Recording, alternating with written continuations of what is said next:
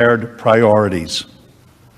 Like every other politically motivated witch hunt the left has engaged in over the past 4 years, this impeachment is completely divorced from the facts, the evidence, and the interests of the American people. The Senate should promptly and decisively vote to reject it. No thinking person could seriously believe that the President's January 6th speech on the ellipse was in any way an incitement to violence or insurrection. The suggestion is patently absurd on its face. Nothing in the text could ever be construed as encouraging, condoning, or enticing unlawful activity of any kind. Far from promoting insurrection against the United States, the President's remarks explicitly encouraged those in attendance to exercise their rights peacefully and patriotically. Peaceful and patriotic protest is the very antithesis of a violent assault on the nation's capital. The House impeachment article slanderously alleges that the President intended for the crowd at the ellipse to, quote, interfere with the joint session's solemn constitutional duty to certify the results of the 2020 presidential election. This is manifestly disproven by the plain text of the remarks. The President devoted nearly his entire speech to an extended discussion of how legislators should vote on the question at hand. Instead of expressing a desire that the joint session be prevented from conducting its business, the entire premise of his remarks was that the democratic process would and should play out according to the letter of the law, including both the Constitution and the Electoral Count Act. In the conclusion of his remarks, he then laid out a series of legislative steps that should be taken to improve democratic accountability going forward, such as passing universal voter ID legislation, banning ballot harvesting, requiring proof of citizenship to vote, and turning out strong in the next primaries. Not only these are not the words of someone inciting a violent insurrection. Not only President Trump's speech on January 6th, but indeed his entire challenge to the election results was squarely focused on how the proper civic process could address any concerns through the established legal and constitutional system. The President brought his case before state and federal courts, the U.S. Supreme Court, the state legislatures, the Electoral College, and ultimately the U.S. Congress. In the past, numerous other candidates for president have used many of the same processes to pursue their own election challenges. As recently as 2016, the Clinton campaign brought multiple post-election court cases, demanded recounts, and ridiculously declared the election stolen by Russia. Many Democrats even attempted to persuade the Electoral College delegates to overturn the 2016 results. House Manager Raskin objected to the certification of President Trump's victory 4 years ago, along with many of his colleagues. You'll remember it was Joe Biden who had to gavel them down. I have an objection because 10 of the 29 electoral votes cast by Florida were cast by electors not lawfully certified. I object to the votes from the state of Wisconsin, which should not be legally certified. No debate. Mr. President, I object to the certificate from the state of Georgia on the grounds that the electoral votes were not. There's no debate. And I object to the certificate from the state of North Carolina. I object to the 15 votes from the state of North Carolina. I object. I object to the certificate from the state of Alabama. The electors were not lawfully certified. Is it signed by a senator? Not as of yet, Mr. President. In that case, the objection cannot be entertained. The objection cannot be entertained. Counting, Debate is not in order. ballots. Even with the There is malfunction, no 87 debate in voting order. Is machines it that signed by a African senator? American- There is no Rights Act debate. and There is no confirmed hacking debate by in the the Russian joint government. session.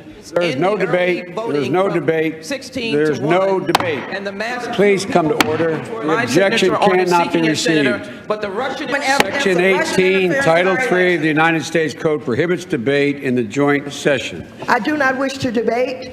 I wish to ask, is there one United States senator who will join me in this letter There of is no rejection? debate. There is no debate. Just one. The gentlewoman will suspend.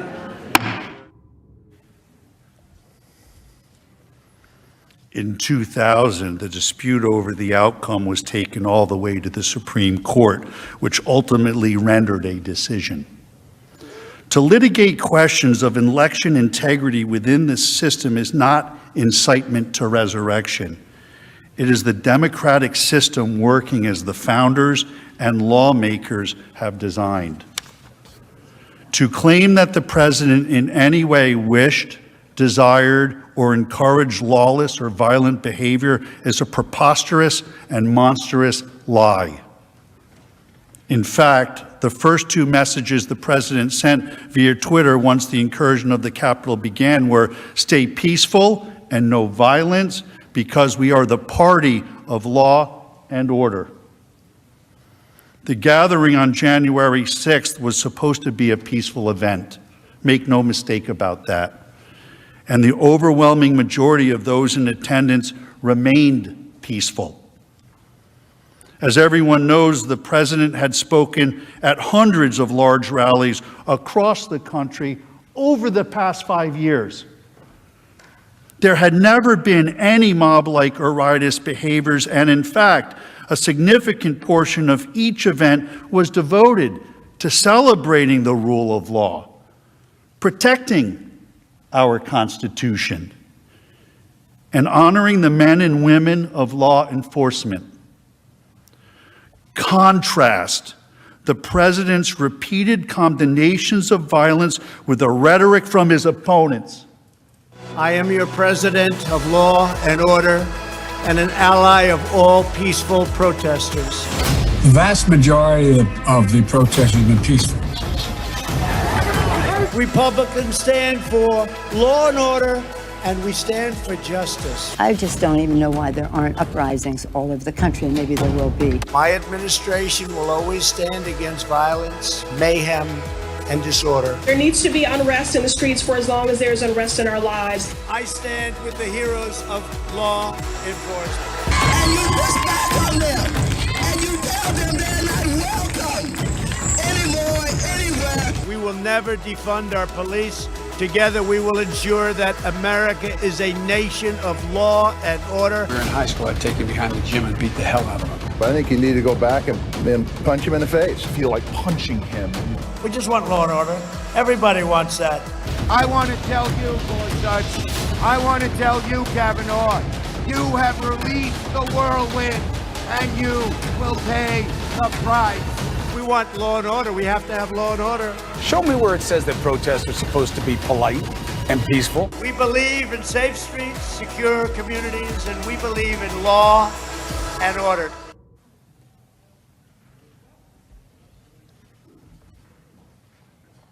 Tragically, as we know now, on January 6th, a small group who came to engage in violent and menacing behavior hijacked the event for their own purposes.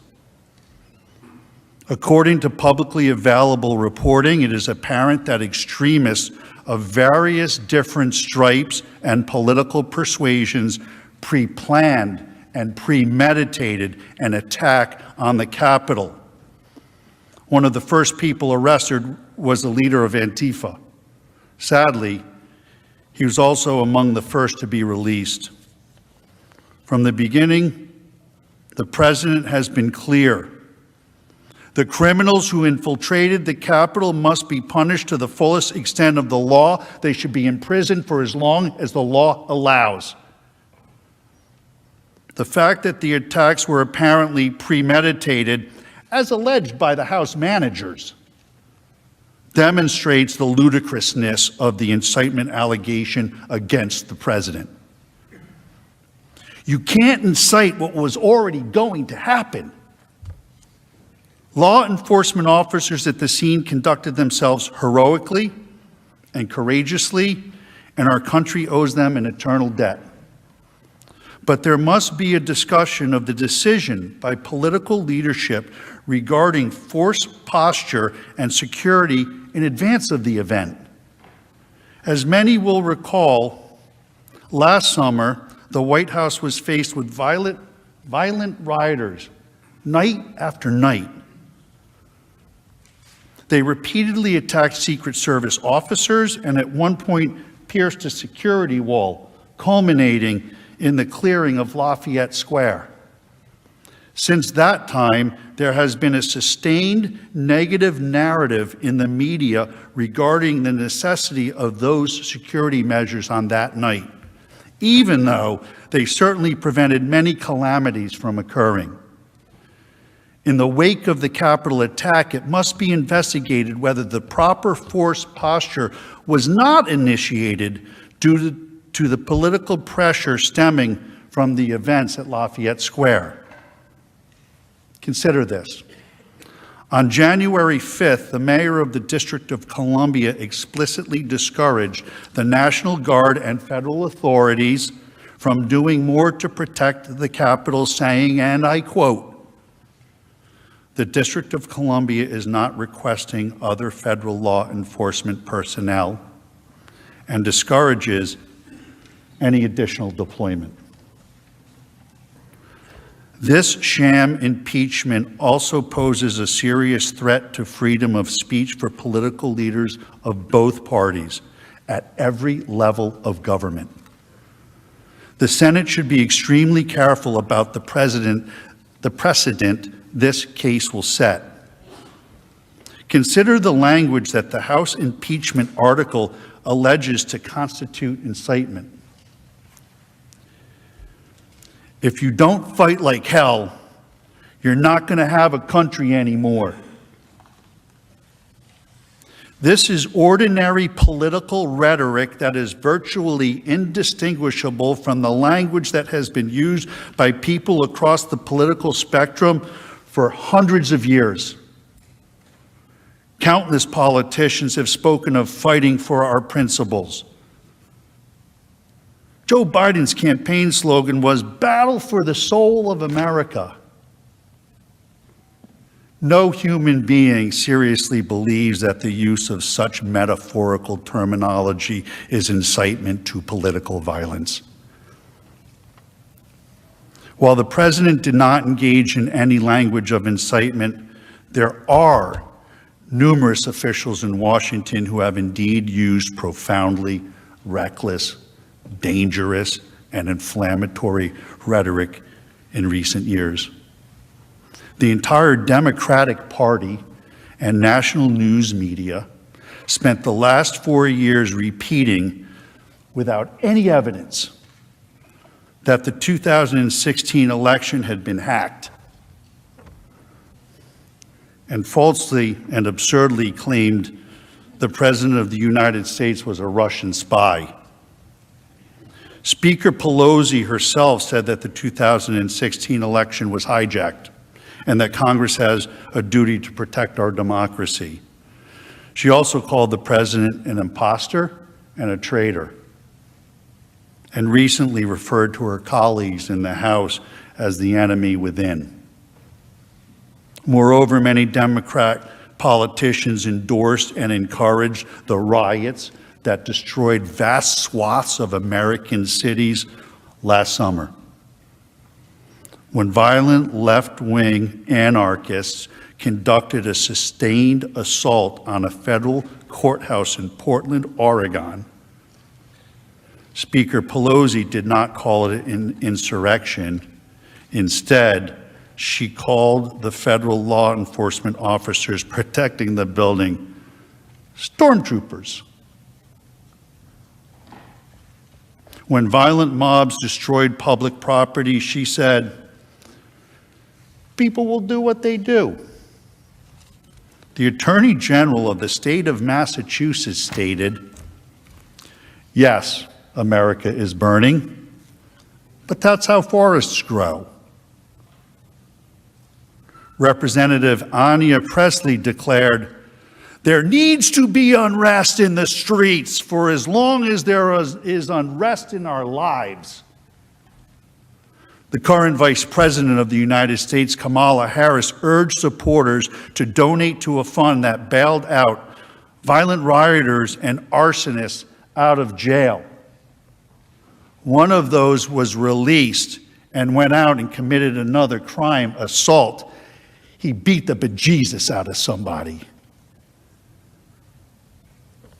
She said of the violent demonstrations, everyone beware. They're not going to stop before Election Day in November, and they're not going to stop after Election Day. They're not going to let up, and they should not. Such rhetoric continued even as hundreds of police officers across the nation were subjected to violent assaults at the hands of angry mobs. A man claiming to be inspired by the junior senator from Vermont came down here to Washington, D.C. to watch a softball game and kill as many senators and congressmen as he could. It cannot be forgotten that President Trump did not blame the junior senator. The senior senator from Maine has had her house surrounded by angry mobs of protesters.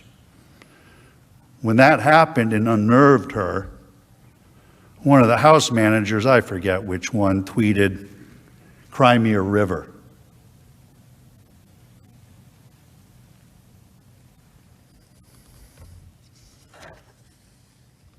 Under the standards of the House impeachment article, each of these individuals should be retroactively censored, expelled, punished, or impeached for inciting violence by their supporters.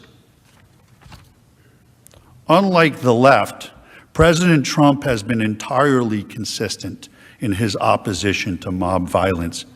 He opposes it in all forms, in all places. Just as he's been consistent that the National Guard should be deployed to protect American communities wherever protection is needed. For Democrats, they have clearly demonstrated that their opposition to mobs and their view of using the National Guard depends upon the mob's political views. Not only is this impeachment case preposterously wrong on the facts, no matter how much heat and emotion is injected by the political opposition, it is also plainly unconstitutional. In effect, Congress would be claiming that the right to disqualify a private citizen, no longer a government official, from running for public office. This would transform the solemn impeachment process into a mechanism for asserting congressional control over which private citizens are and are not allowed to run for president. In short, this unprecedented effort is not about Democrats opposing political violence. It is about Democrats trying to disqualify their political opposition. It is constitutional cancel culture. History will record this shameful effort as a deliberate attempt by the Democrat Party to smear, censor, and cancel not just President Trump, but the 75 million Americans who voted for him. Now is not the time for such a campaign of retribution.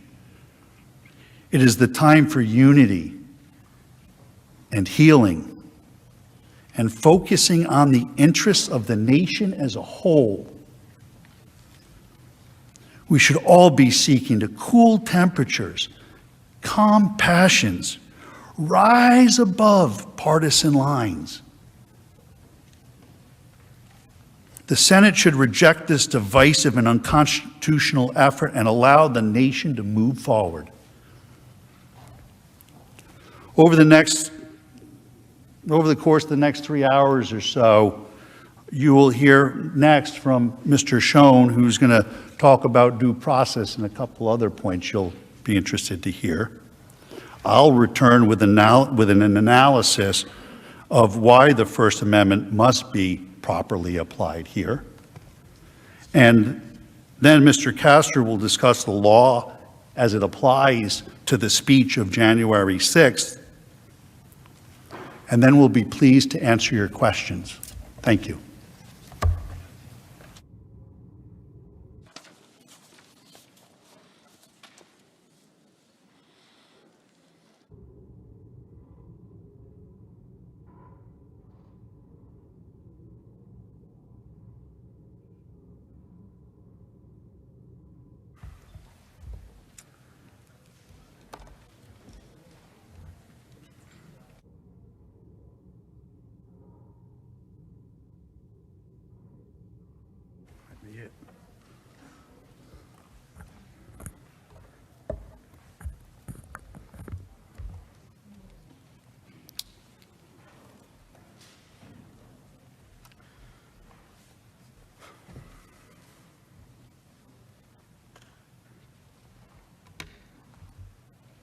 President. Mr. Schoen, Leaders, Senators, throughout the course of today, my colleagues and I will explain in some detail the simple fact that President Trump did not incite the horrific, terrible riots of January 6th. We'll demonstrate that, to the contrary, the violence and looting goes against the law and order message he conveyed to every citizen of the United States throughout his presidency, including on January 6th. First, though, we would like to discuss the hatred, the vitriol, the political opportunism that has brought us here today. The hatred that the House managers and others on the left have for President Trump has driven them to skip the basic elements of due process and fairness and to rush an impeachment through the House claiming, quote, urgency, close quotes. But the House waited to deliver the articles to the Senate for almost 2 weeks, only after Democrats had secured control over the Senate. In fact, contrary to their claim that the only reason they held it was because Senator McConnell wouldn't accept the article, Representative Clyburn made clear that they had considered holding the articles for over 100 days to provide President Biden with a clear pathway to implement his agenda. Our Constitution and any basic sense of fairness require that every legal process with significant consequences for a person's life, including impeachment, requires due process under the law, which includes fact-finding and the establishment of a legitimate evidentiary record with an appropriate foundation. Even last year's impeachment followed committee hearings and months of examination and investigation by the House. Here, President Trump and his counsel were given no opportunity to review evidence or question its propriety. The rush to judgment for a snap impeachment in this case was just one example of the denial of due process. Another, perhaps even more vitally significant example was the denial of any opportunity ever to test the integrity of the evidence offered against Donald J. Trump in a proceeding seeking to bar him from ever holding public office again, and that seeks to disenfranchise some 75 million voters, American voters. On Wednesday this week, countless news outlets repeated the Democrat talking point about the power of never before seen footage. Let me ask you this. Why was this footage never seen before? Shouldn't the subject of an impeachment trial, this impeachment trial, President Trump, have the right to see the so-called new evidence against him? More importantly, The riot and the attack on this very building was a major event that shocked and impacted all Americans. Shouldn't the American people have seen this footage as soon as it was available? For what possible reason did the House managers withhold it from the American people and President Trump's lawyers? For political gain? How did they get it? How were they the ones releasing it? It is evidence in hundreds of pending criminal cases against the rioters. Why was it not released through law enforcement or the Department of Justice? Is it the result of a rushed snap impeachment for political gain without due process? House Manager Raskin told us all yesterday that your job as jurors in this case is a fact-intensive job. But of course, as several of the House managers have told you, we still don't have the facts. Speaker Pelosi herself on February 2nd called for a 9/11-style commission to investigate the events of January 6th. Speaker Pelosi says that the commission is needed to determine the causes of the events. She says it herself. If an inquiry of that magnitude is needed to determine the causes of the riot, and it may very well be, then how can these same Democrats have the certainty needed to bring articles of impeachment and blame the riots on President Trump? They don't. The House managers, facing a significant lack of evidence, turned often to press reports and rumors during these proceedings, claims that would never meet the evidentiary standards of any court. In fact, they even relied on the words of Andrew Feinberg, a reporter who recently worked for Sputnik, the Russian propaganda outlet. You saw it posted. By the way, the report they cited was completely refuted. The frequency with which House managers relied on unproven media reports shocked me as I sat in this chamber and listened to this.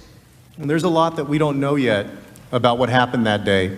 According to those around him at the time, reportedly responded. Trump reportedly reports across all major media outlets.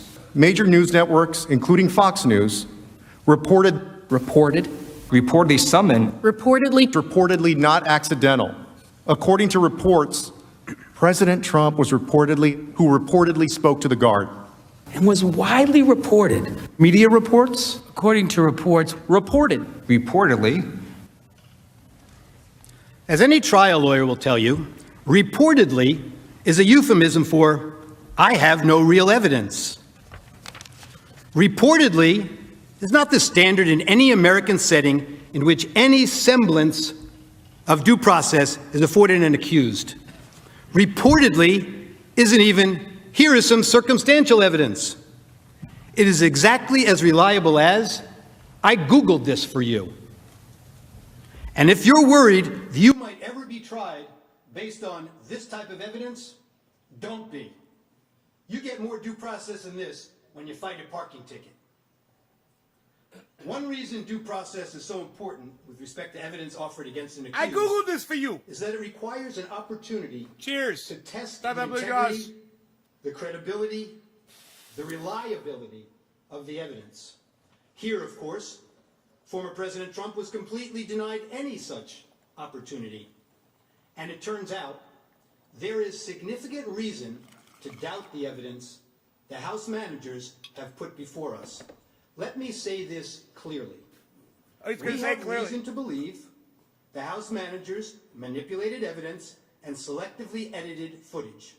If they did, and this were a court of law, they would face sanctions from the judge. It's not a court of law. I don't raise this issue lightly. Rather, it is a product of what we have found in just the limited time we have had since we first saw the evidence here. Oh, cry me a river. Wah, wah, wah, wah. Nobody cares. We have reason to believe that the House managers created false representations of tweets, and the lack of due process means there was no opportunity to review or verify the accuracy. Consider these facts.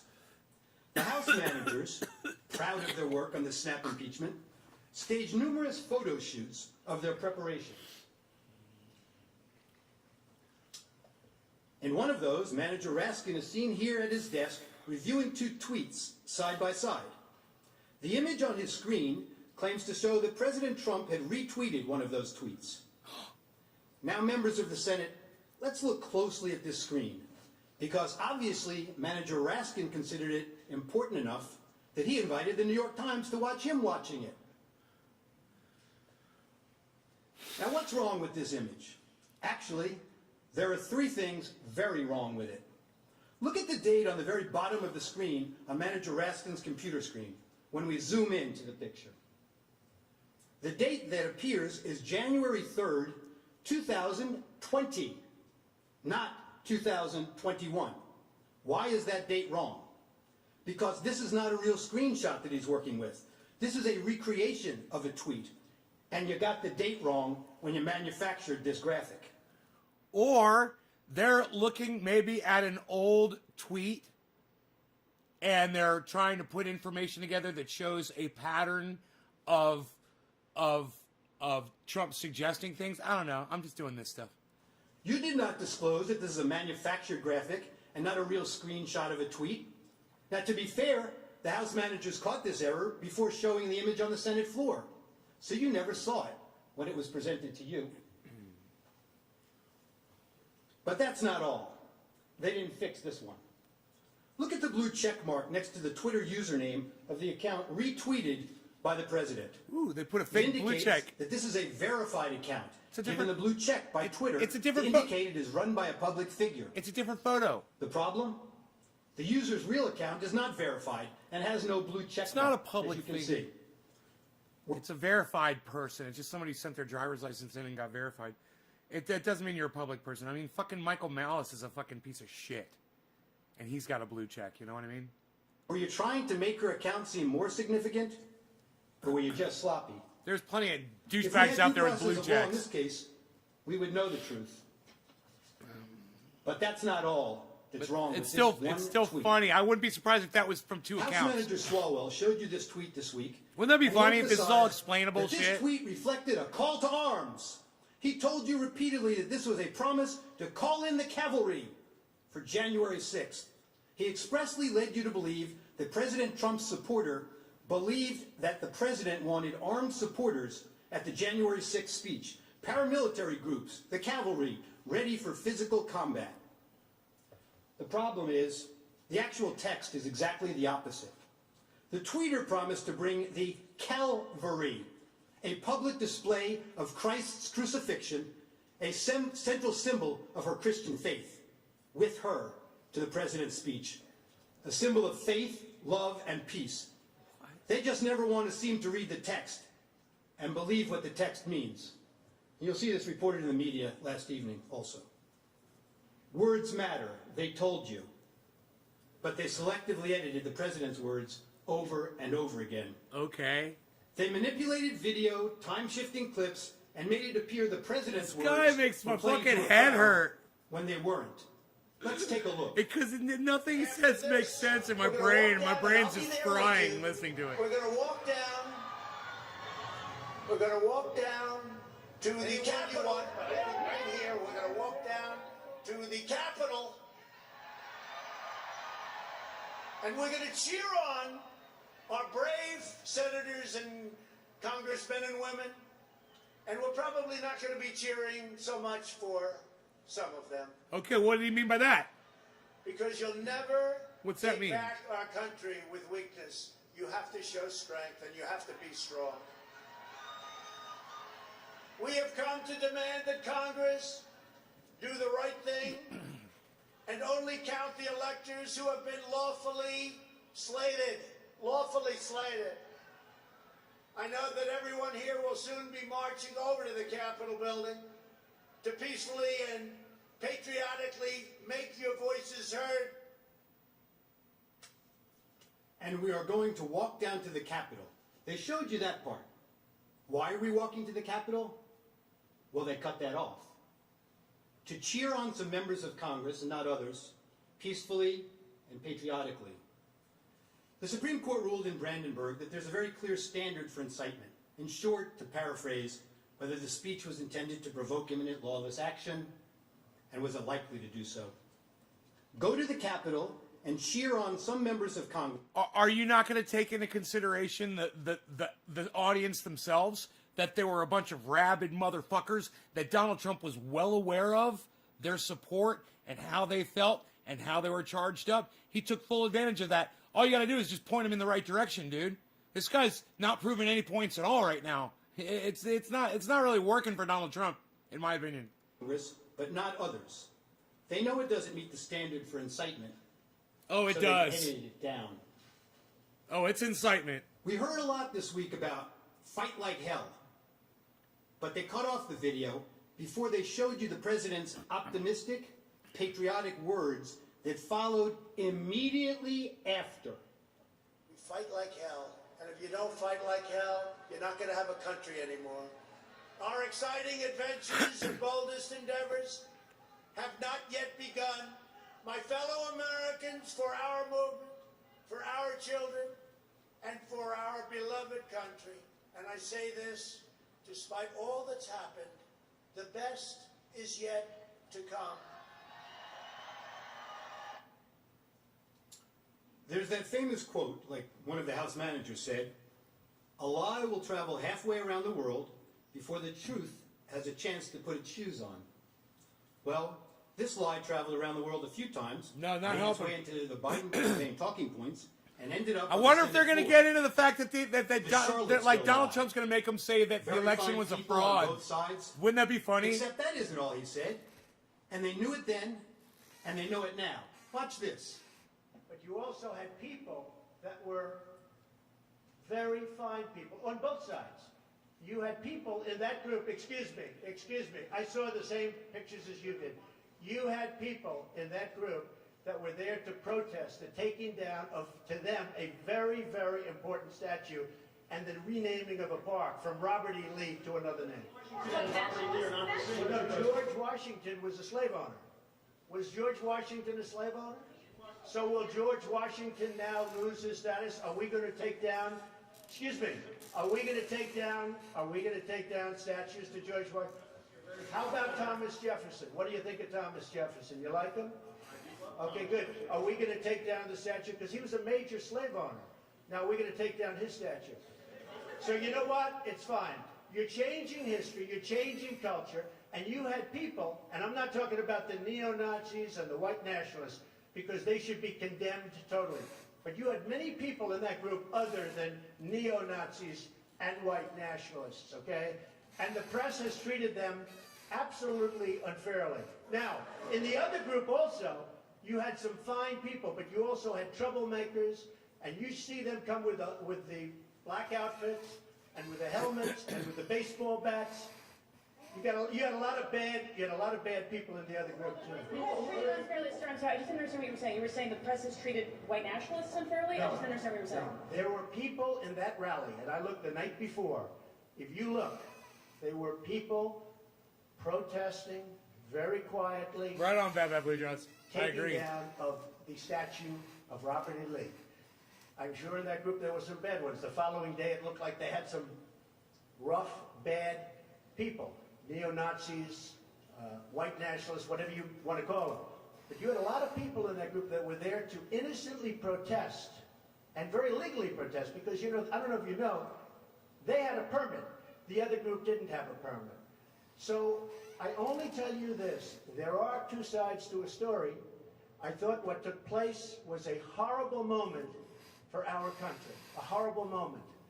But there are two sides to the country. Does anybody have a final? Does anybody have? There are two sides to the country. There are two sides to the This country. might be today the first time the news networks played those full remarks in their context. And how many times have you heard that President Trump has never denounced white supremacists? Now you in America know the truth. Here's another example. He White House literally managers made much of the- just said that his perception is that there are two sides to the country. You fucking idiot. You just played Donald Trump saying those words. He's the most divisive, fucking non-presidential moron in the world. And you're sitting there acting like he said something that defended him? President's supposedly ominous words of, "You have to get your people to fight." But you knew what the president really meant. He meant that the crowd should demand action from members of Congress and support primary challenges to those who don't do what he considered to be right. Support primary challenges, not violent action. I know what he meant because I watched the full video, and so did the House manager. All of this is well and good until you realize that it took Donald Trump over 2 hours before his first response after knowing that this was all going on. 2 hours and 15 minutes. Donald Trump did nothing for 2 hours and 15 minutes, guys. But they manipulated his words. While we were all sitting here in shock watching, remember? On that day, Donald Trump sat there for 2 hours and 15 minutes and let it go on. You will see where they stopped it, and to give it a very different meaning from the meaning it has in full context. Let's watch. You have to get your people to fight. He told them. You have to get your people to fight. And if they don't fight, we have to primary the hell out of the ones that don't fight. You primary them, we're gonna let you know who they are. I can already tell you, frankly. The people who need to fight are members of Congress. Why did we have to skip the necessary due diligence and due process of law and any legal proceeding should have? It couldn't have been the urgency to get President Trump out of office. House Democrats held the articles until he was no longer president, mooting their case.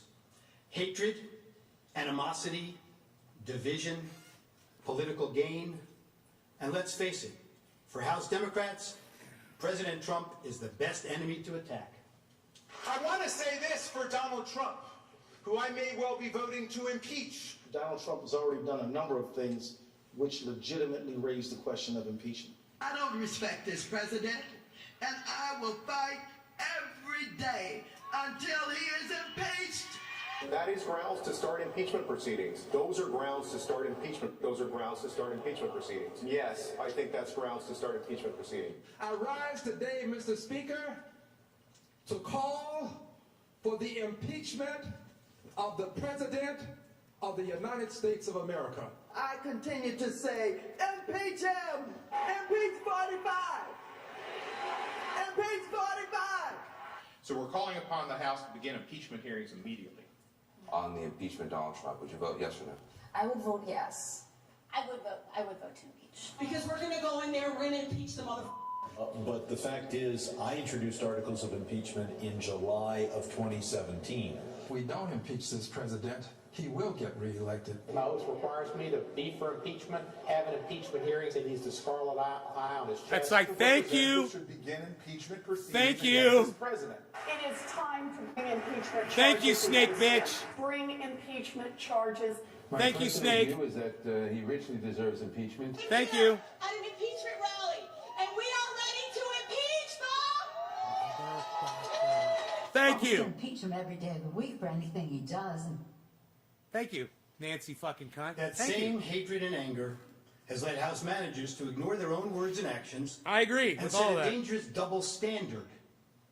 The House managers spoke about rhetoric, about a constant drumbeat of heated language.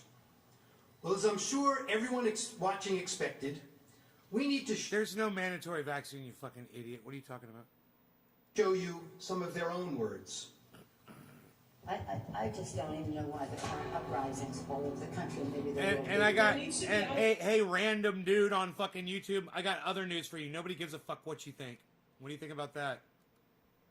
Random fucking nobody on YouTube. Don't you love the trolls on YouTube? Rest in the streets for as long as there's unrest in our lives. You got to be ready to throw a punch. You have to be ready to throw a punch. Donald Trump, I think you need to go back and punch him in the face. But I thought he should have punched him in the face. I feel like punching him. I'd like to take him behind the gym if I were in high school. If we were in high school, I'd take him behind the gym and beat the hell out of him. No, I wish we were in high school, I could take him behind the gym. I will go. Oh, he said that. That was like a thing he said all the time. So stupid. An actor assassinated a president. They're still going to have to go out and put a bullet in Donald Trump. Show me where it says that protests are supposed to be polite and peaceful. I